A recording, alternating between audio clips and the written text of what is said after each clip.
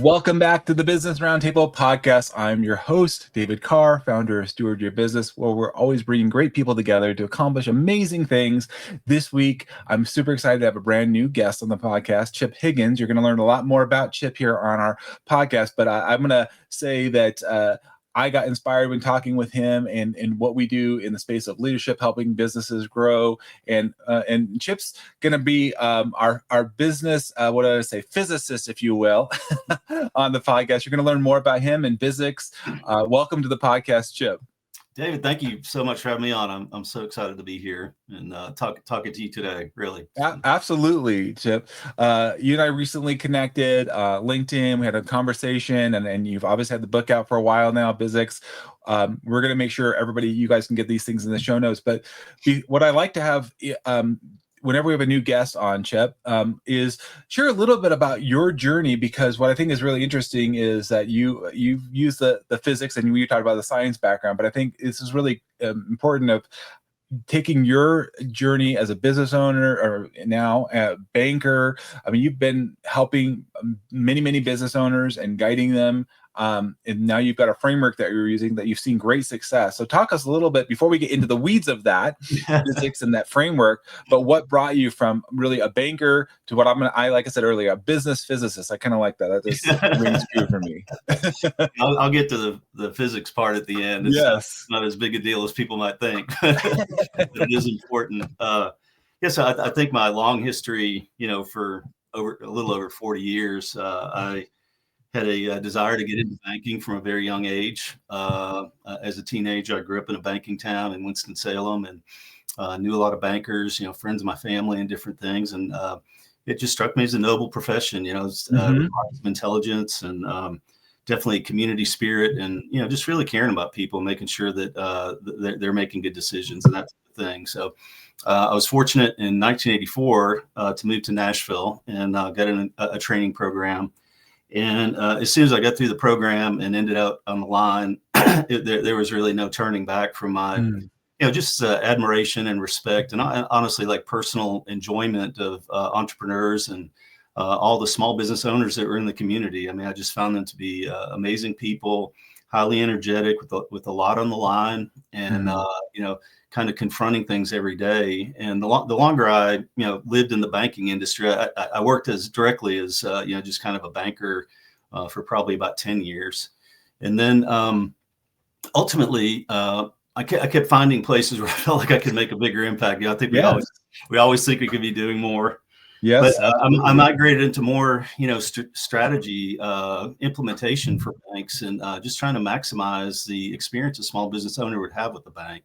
And so with First American, First Tennessee, and then Pinnacle. And obviously, the banking industry was changing at warp speed the whole time. Yes. Tremendous consolidation, introduction of a lot of new services, trust services, investment services, so many different things that we're trying to bring together for a small business owner. And, I still to this day, I totally respect and, appreciate what the fundamental purpose of a bank to bring low cost capital to the markets and kind of capitalize companies.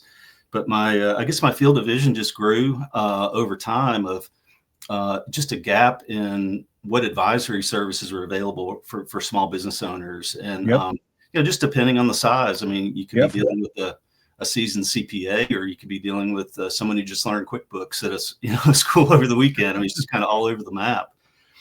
And, I think at a personal level, my excitement about success of people that I dealt with and knew, and, that you had the time to celebrate was very tempered by the people that didn't make it. And, sometimes the bank enters way too late to fix anything. It's just like so many decisions have been made.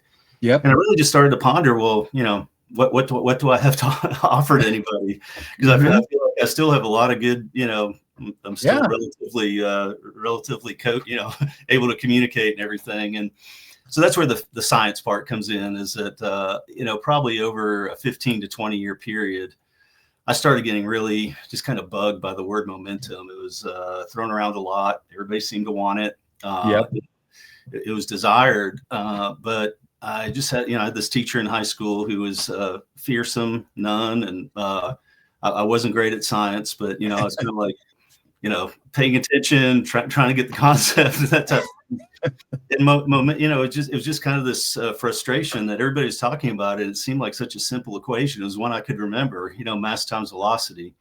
Mm-hmm. And I started getting consumed about, maybe this is a way I could help. Like if I could find a way to take that equation and bring it to a business owner, it would at once simplify things, but also magnify things about what they needed to be working on. And so, I mean, just the journey's been great. I ultimately called a good friend of mine who's a legit physicist, unlike myself, who's probably heard more about momentum watching sports than anything else. But he took a lot of time with me. I listened.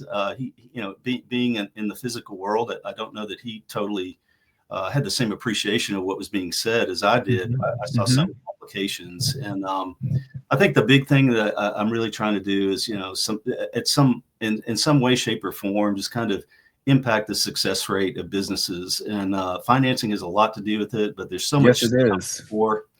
And I just believe momentum is a real thing in business. And a lot of times people say, "Well, that's a cool metaphor." Depending on the person, like I push back and say, "It's not a metaphor. Yes, it's a real thing." But often I play along and say, "Yeah, it is." But I think in the book, chapter by chapter, there's 8 chapters in the book. You can follow it point by point and totally get it. If you've been around business any length of time, I think you would. Yeah, well, I'm excited to get into some of it. Chip was kind enough to share an audio version too, so you not only can get the physical copy, but listen to it as well, which was fun for me. You brought up a couple of different things I wanted to unpack there, Chip, because I think you're right. I work with small business owners and their teams, and I think many of them are intimidated with the banks. They don't know quite, and it has changed. I mean, the relationship with the bank is more challenging, I think, now than it was where you had more of a local community bank and you had a relationship. And I think those unfortunately are not there like they once were.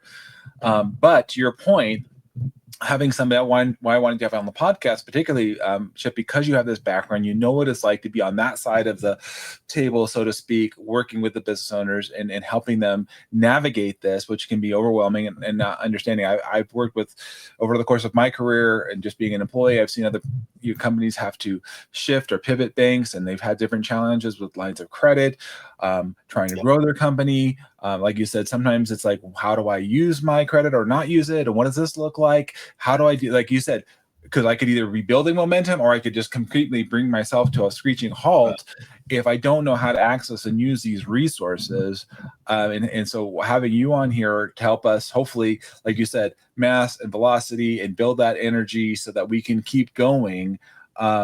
And that's different parts of the business. I mean, I focus primarily on the people side of that side of things, but we're talking systems, we're talking culture. Can you talk a little bit about breaking those elements down that you see mass and velocity and energy are within the business, Chip? Yeah, definitely. And just give me a fist if I'm running on too long. Go ahead. We'll start with mass. What is the mass? What is the mass, the weight, if you will? What does that look like? Yeah, so that's one of my favorite chapters in the book because I started off with the old Monty Python Oracle riddle of how can a small business be massive, and I have a lot of fun with that. But I think as I talked to my friend Marcus, who's a physicist, and we kept going a little bit deeper on some of these topics, and it was one of the hardest parts of the book for me to solve, honestly. Like how are we gonna solve this riddle? And in one of the conversations, he pointed out to me that mass is not size, it's density. And so I think the image I use in the book is, a volleyball and a bowling ball are basically the same size, but they're very different weight. Oh yeah, absolutely.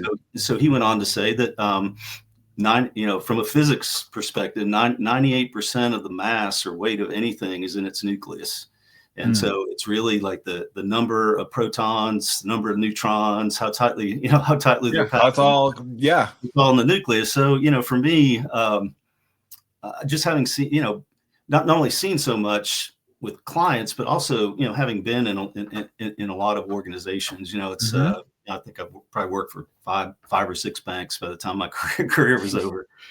yeah, you just look, you just stop and think, well, what is it the nucleus of a business? And Mm-hmm. I think for smaller owner managed businesses, it starts with the person. It starts with experience, your integrity, your value code, your leadership ability. Mm-hmm. And sadly, I tell a story in the book. Like I clearly remember in 91 getting passed over for a job I really wanted, and the Mm-hmm. hiring manager said, well, I was looking for a heavyweight, and he's not a heavyweight. And so Mm. that just really resonated with me. It's like, Yep. well, how do I become a heavyweight? And it's like, Mm-hmm.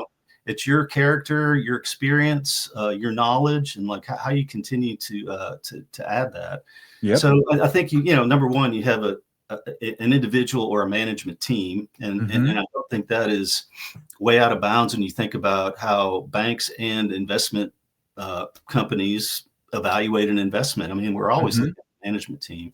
Yep. But it also has a lot to do with the value proposition. And I've seen a lot of businesses start because people think there's plenty of room in the market and they know a lot of people. Mm-hmm. And in the end, they don't really have a differentiated value proposition. I mean, they don't have a certain weight in the market because they've figured out a different way. And I think Yes. that's a really healthy experience to have, is testing it with people you don't know. Mm-hmm. Testing your idea and just being open to Yeah, people saying, absolutely. I don't get it. Mm-hmm. I really don't get how you're different, but Mm-hmm. the final part that really, I think, flows more into the work that you described that you do, Yep. David, is, connection. And, Mm-hmm. you can have, I use this example a lot, but, pencil lead and diamonds are basically the same material. It's carbon, but the bonding in those two materials is completely different. And you can write on a Like piece of that. paper on one, and you can cut metal with the other. It's just like Yes. Yes. so I think that's where we really get into like this idea of connection and bonding to the mission, bonding to each other, bonding to customers. I mean, it's a huge part of the weight that you have, is how compact everything is, and really built around the fundamental premise of what you're trying to do and who you're trying to serve. And the bigger the problem, I think that's a big part of weight too. It's like, you can solve that. You're the best HVAC person in your neighborhood, or you could, Sarah Blakely's all throughout my book. You can impact women's self-esteem all over the globe. Like how big is Mm-hmm. the problem that you're trying to solve? Right. That's Yeah, absolutely. that's Well, I love the diamond and the pencil analogy, or just the density of, like, that's really powerful to me. Number one, because I have a science background, but I think if anybody that's listening to this, if you can visualize the density of your organization, what does that look like? Or is it kind of fluffy, foofy? Maybe it falls apart. I'm sure you've gotten some.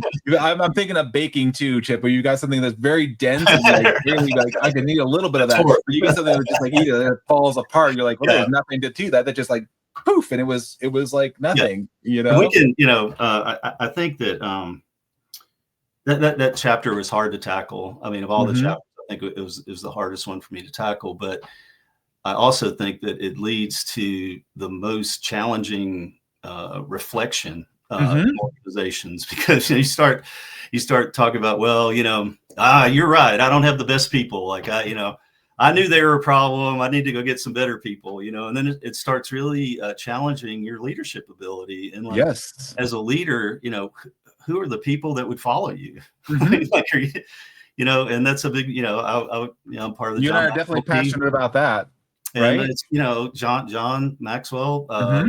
has this thing about the lid, and it's like, if you're a 5 as a leader, you're not going to hire 8s and 9s. They're not going to save you. It's like Yes. No, it so really true. forces a lot of personal reflection and kind of personal growth.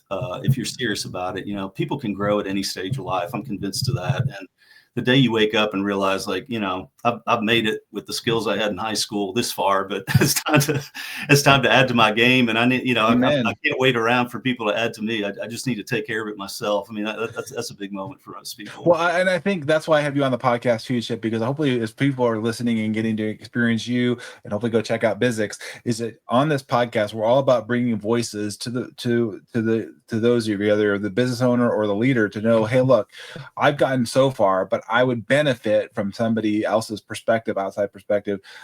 Chip, that's why hopefully, again, you guys are listening to this, and you're going to find a resource that you can go both, digital. We're going to talk about even AI tools that Chip has developed that you can access.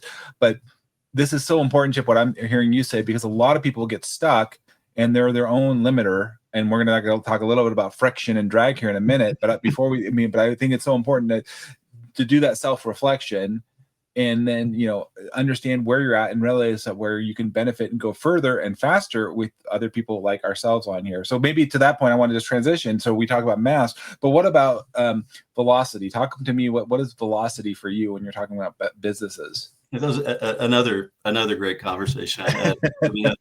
That velocity, you kind of, I think most people feel like they have the wind in their hair, and beyond that, it doesn't.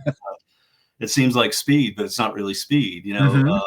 Velocity is a vector in science, and by definition, a vector has a direction, a distance, and a speed.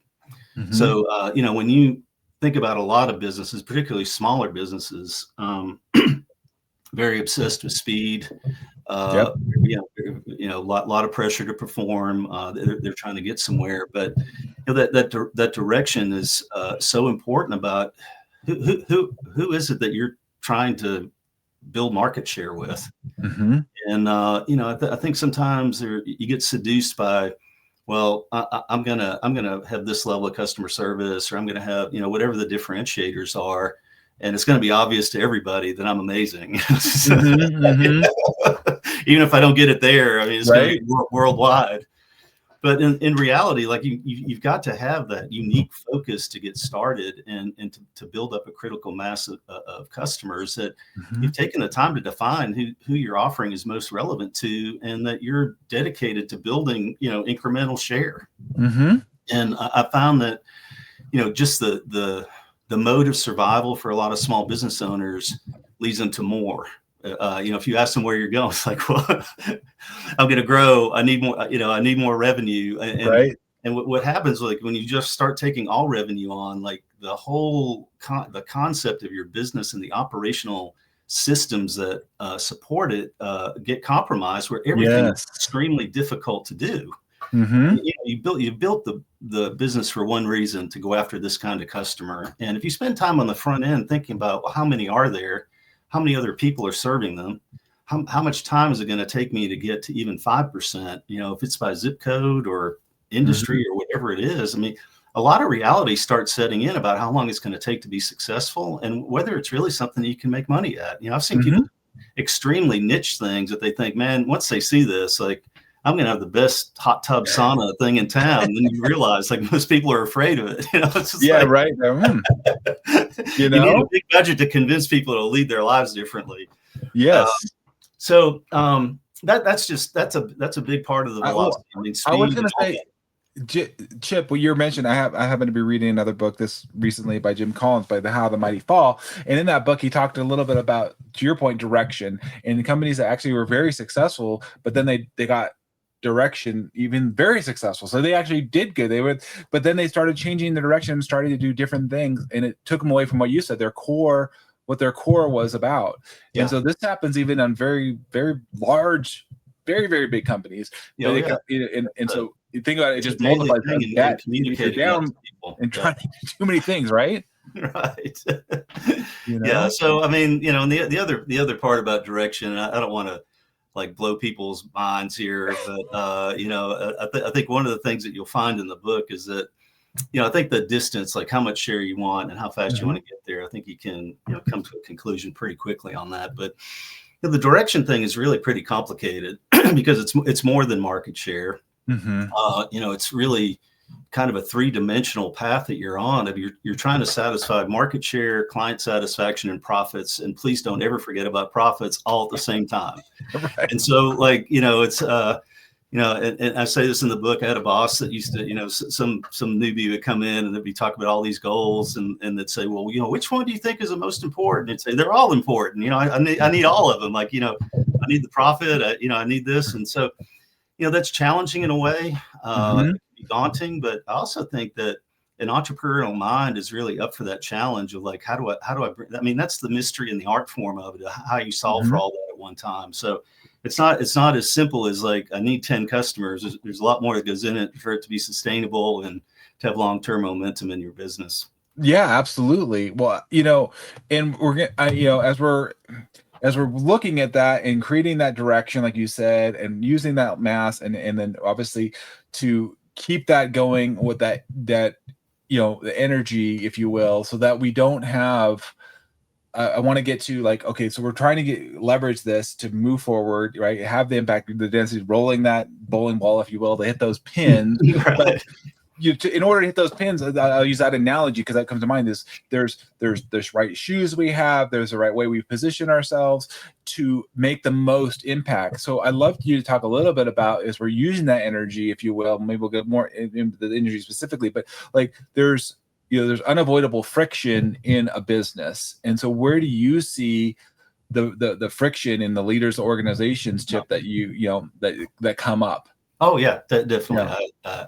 And I would like to talk about energy, because when I do my keynote talk, it's the front end of it, because it really, we'll talk about that support. Yeah. Well, so we'll get so we're getting the friction, and how do we get our energy? So we'll do. Yeah. We're gonna set it up. Okay. Let's do the friction first. Yes. My statement in the book is that if I say friction to most people, they recoil. It's like, oh, it's friction. And the reality is that we couldn't make it through the day without friction. I mean, there's some kinds of friction that we have to have it. And I think that's one of the challenges of a business owner, is that there has to be this healthy friction between where you're guiding the company and what people are being asked to do and how much they can do. Yeah.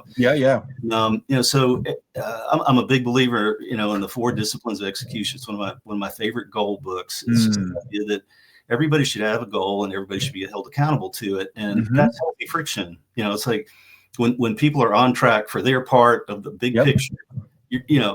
Unless you've made some bad strategic decisions, you're going to be making some progress toward it. But, we all know the downside of friction is that when things start rubbing together too much, fire. I mean, it's red hot. Like we don't like that. Yes. And I think that can be a number of different things. I mean, just on the people side of it, poor leadership skills in a pressure-packed environment will do it. If you haven't guided people, like, this is the goal, this is the expectation, you're not going to at the end and saying, why aren't we why are we on track? And you're just blowing everybody up. Like, I mean, it's a skill to keep people on track. I mean, I think that's one part. Most of that chapter, though, is really about financial friction and how companies burn up when they're not paying attention to things that are marginal. The gross margin, the kind of the operating margin, the strength of the expenses that you invest in to support the business. I mean, if it's way too vast and unproductive, it's going to eat up your profit. So a lot of it is about profit margin. But really, coming from a banking background, I couldn't leave the show without saying this is about liquidity. And liquidity is such a solution. Financially is such a big solution to a lot of the other financial friction problems that you have, but they're all related. If you don't have good sustainable margins, you're going to have liquidity problems. Ultimately, you've got to be making money on a product. So, I view friction as our friend, not our foe necessarily. But, we have to have systems in place where we understand, like, even in banking, it's like, I can't do that rate. I don't know how they're offering you that rate, but I can't afford. I can't afford. Yeah, you have to look at that. I mean, that's a big part of it. But I think on the personal side, just kind of the people side of this. I say this to people all the time. If you haven't built into your culture an intentional way of handling conflict that is understood by everybody, yes, you're totally dreaming. I mean, it is day to day. It's things people make up. I mean, sometimes it's not even real things. But I always recommend that it's on the top of my book stack back here. That Crucial Conversations book is one that changed my life personally as well as in business. And so, be smart enough to know that as much as you try to manage it, there are going to be places where people are having a bad day or they forget what they're supposed to do. And you want a really healthy way of dealing it that people come out better on the other side. It's just like, man, I love working here like that. I was mad and now I'm not. And, I mean, it's just like they knew this was going to happen. And, they were professionally well prepared for it. I think it's really important to anticipate it. Well, I love that. And I'm going to lead this into our conversation on energy. But to your point, I think it's Peter Drucker said something along like that. Friction is feedback. It like helps us understand if there's a misalignment. Okay. And I think we don't need to be afraid of it. Like you said, Chip, I don't think you'd be afraid of it. It's just telling you, giving you some information, then you can make an informed decision. But there are people that, like you said, they don't like it necessarily. Nobody likes, like you said, burning up and really rubbing, but it should make an indicator of like, okay, what do I need to do here? It's like, if I have my hand on a hot stove, I don't leave it there. I'm like, ow, that hurt. What am I going to do to fix that? And to your point, and this is where it kind of leads me into the whole energy discussion. So if we're like, okay, this is telling us something, then how do we better access energy? Whether, I don't know if it's like you said, engagement, is it the morale, is it the motivation? Like you just said earlier, like, hey, I really like being here, this is a great place, right? So talk to me about energy and management and then the flow within a company. What does that look like, Chip? Oh wow, yeah. I knew we were gonna have a great talk when we visited the other day, dude. It's one of my favorite things to talk about. And I don't want to be like Mr. Cosmos or anything, but I think if you read about Einstein or energy or any of the big thinkers, I think you just come to the conclusion that energy really is everything. Everything that we encounter has some type of energy associated with it. So it's really important to again take it out of the buzzword of like, I'm on the energy bus. Love the book, but what do people remember about the book? They remember the bus. Yeah. And so I talk about energy in the book in three different ways. The first way is entrepreneurial energy, and that's the energy coming from a business owner. That is the vibrational field between where they are today and the grandest vision they have of themselves doing this and helping a population of people. And I do talk about Sarah Blakely extensively in that chapter. And I think about her drive and ambition and just the sticking it out because there were people that she knew that she could help. She would finally figure it out. But there's a very sustainable energy field to knowing that you're helping others. And it's not just about money. I mean, money motivates everybody because we want to survive. But sure, the long-term purposeful stuff is really about how we help other people. And I think that's where every business has to start and revisit consistently, because that is really the primary energy source. But some of the things that we were just talking about in friction comes back to the second part, which is that a company's culture is the energy grid. It's the distribution of the way energy is distributed within a company. And again, if you think culture is a buzzword or the topic of the day, it's not. I mean, it is a real thing that you can find where the energy field is disrupted. It's one unhappy person. It's somebody stepped outside the values for a day, and it basically derails everything. So in that grid, you've got to be really careful that everybody understands the value system, everybody understands where we're headed, how we treat each other, and this idea of healthy friction reconciliation. At one time, I owned a hybrid vehicle, and I thought one of the really cool things about it was that the braking system actually fed the battery. So friction, I mean, there's a good heat that comes out of healthy friction. As a leader, I would challenge leaders in business about, are you healthy enough as a person and a leader to take some feedback? And, I think sometimes we end up in kind of frictionless environment. You think there's no friction because you're not willing to accept it. But one of the healthiest things you can do is accept that energy back from the system and redeploy it. I mean, it's just it's a very healthy part of it. And then the final part, I was talking to somebody about this the other day, that I just think is like the big payoff on energy is this idea of fission and fusion in business. And, fusion is this newly, it's being explored to basically commercially replicate the sun. I mean, that's what people are trying to do. And all that takes us out of like a big org structure into like, how do I connect with David? How do I bring my company and my values to his values and create some kind of reaction that is a fusion of like what the company represents? And that's where you discover like, hey, I I don't have to be the energy source for this entire company. Yes, right. I mean, if I can do that with 5 people, like I've got, infinite power to get this thing moving along. And don't ever underestimate, I would say sometimes we look at people as assets and you think, well, I can train them up and all this kind of thing. But I mean, there's a tremendous energy field with people that they're bought into what you're doing, and they see their own future in what you're doing. That is their own vibrational field of like, I'm here today, but when I have 3 kids, I'm still going to be here. And I think I could probably get my kids through college doing this, and I'm enjoying my job. I mean, it's a highly energetic thing to do. So the last thing, I don't ever leave energy without this. This kind of, it's not as good as the Oracle riddle, but I think it's pretty close. Is that when I was talking to Marcus about energy, or I think we were in the velocity section. And so, velocity is not speed. He's talking about, right. But just remember that speed and energy have a very interesting relationship. It's a direct relationship, but it's a squared relationship. So if you want to go twice as fast, you need 4 times the energy. Went on to talk about driving a Prius versus a Mercedes Benz on the highway, and like when you try to go from 60 to 120, you find out what you have under the hood. I mean, that's I have had so many experiences in business where it's just clear the businesses run out of energy way before they ran out of money, and for that reason, I just really train people on like, how are you coming into work every day? I mean, is it become a series of tasks, or can you see that end user that you're helping and they're so happy when they leave your place of business, or they keep coming back? Like, it's working and you're solving that problem for them. You've got to be there every single day as a business owner. So you can't get from it because it's very hard to pick it up in other parts if you haven't done a good job there. So yeah, no, 100%, Chip. And I think, again, that's why I have you on the podcast, because you and I have that shared value.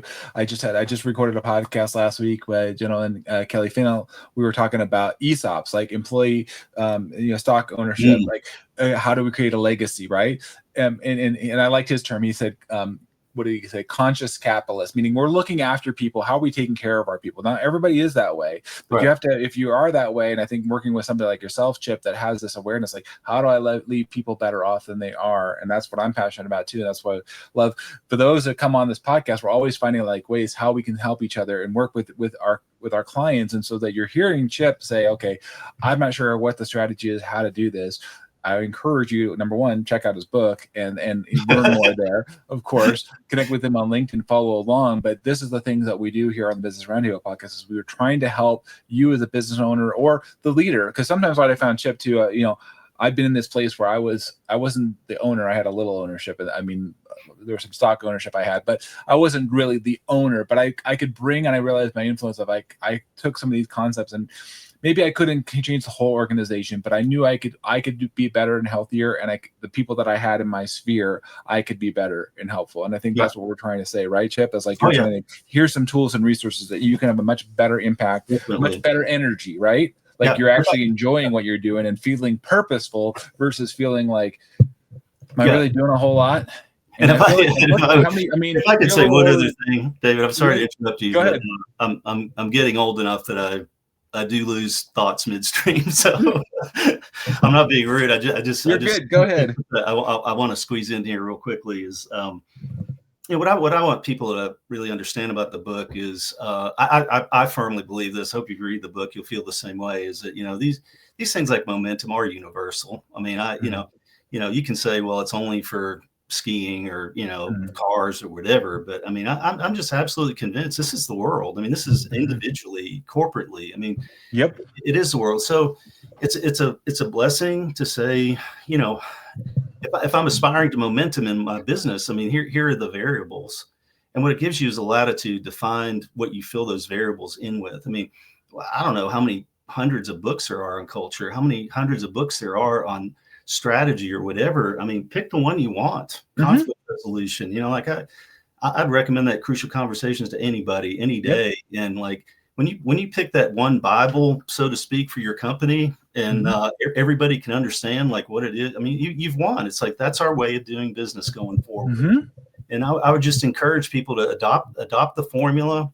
And use some good judgment about what you drop into it from a practice and kind of mindset standpoint, but make sure you build it out the right way, because it will work for you ultimately.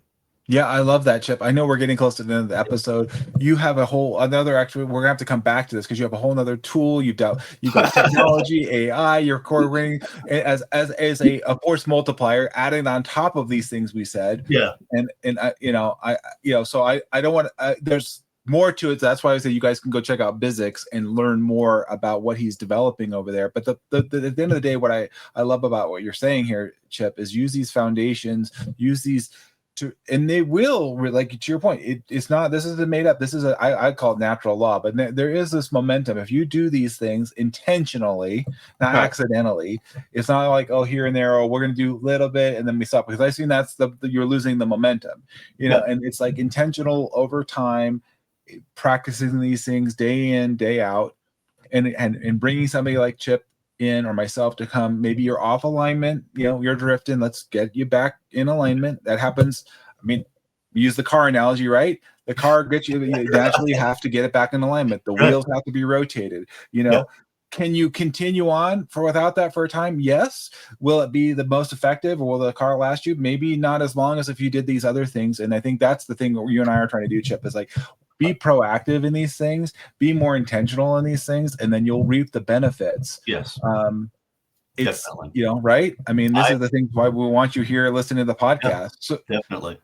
As we talked a lot about these things, Chip, and I want you to share with the listeners, just, if they hit pause, they're going to go on to the next podcast, they're going to get out of their car, they're going to go to the next meeting. What would you say, okay, if you've listened to all these things, just kind of to meditate on, take on, that they can do today that would help build the momentum, like you said, we were talking about? What would you say, encourage them to do, whether it's a business owner or perhaps a team leader, that they would positively, take action moving forward after this podcast? Yeah, I think the first place I would always start is just kind of your personal energy for it, and where you think your company is. And again, I'm not here to, I'd love if people bought the book, but if you don't, that's okay. But in the book, there's a QR code, and it takes you to a place with a bunch of resources. One of those resources you can find on my website, just bizzics.com, is an energy check. And it kind of takes those three parts that I talked about. Yep. Just be honest with yourself about it, because momentum is a dream without it. I mean, honestly, you can talk about it all day long, but I mean, I really think just sizing up the energy equation. And then, just further reflection on your direction. And if you could really tell me as a stranger when I walked in where you're going, and then I would understand it. I love that. I just think that level of clarity is so important. And, it's for you, but also for everybody that you're leading, that they have that level of clarity. It's these three things. Like these are the three things that we're solving for. And this is my part in that. I mean, it's incredibly powerful. I have an image in the book to explain, this is all about linear momentum. There's another kind of momentum that is just about spinning around in circles. Yeah. And I talk about that pinwheel firework, from my youth. It's just like, I always loved the rockets that got to a certain point in the air and blew up. But, it was like the ones that spun around your driveway and left a mark. They were kind of fun, but it just wasn't nearly as exciting. Right. If you don't have those things, that's what it is. I mean, it's a big head rush, big energy deployment, but you find that it's not sustainable, and you've basically gone around in circles and taken a lot of people with you. So, I think those two, and I think the mass part is a long-term, intentional proposition. If there's one part of the mass equation I would challenge people on, is what kind of leader do you think you are today? What kind of people do you think you attract? Are they the best of the best? And if you don't feel like you're at that point, leadership is learnable. Absolutely. Challenge yourself to do some type of leadership development, even if it's a book club at your company. Just get started, and it will come over time. But I think that energy and direction are really the two touch points that I would hit. No, I 100% agree, Chip, with you, and the resources you provide, the resources I have at Steward Your Business. We're all out here helping you become I say the most intelligent leader, most influential leader, person. Everybody is a leader at some point, whether you realize it or not. It's just about how effective you're leading you are. yourself every day. Right? Yeah, exactly. So I wanted to say, Chip, thanks so much for being on here with us. David, I've thoroughly enjoyed it. I love talking about it. It's a true pleasure to have you, and we look forward to having you back again. If you guys love this podcast, of course, we love a 5-star review. Your comments, leave them here wherever you find us on the podcast, whether it's Amazon or YouTube, LinkedIn, whatever the case might be. Please join us again. It was a great time having Chip on here. Go check out BizX. You can check out the website, the link connected with them on LinkedIn, and come back and listen to us with us another time. Thanks, everybody. Take care. Thank you, David.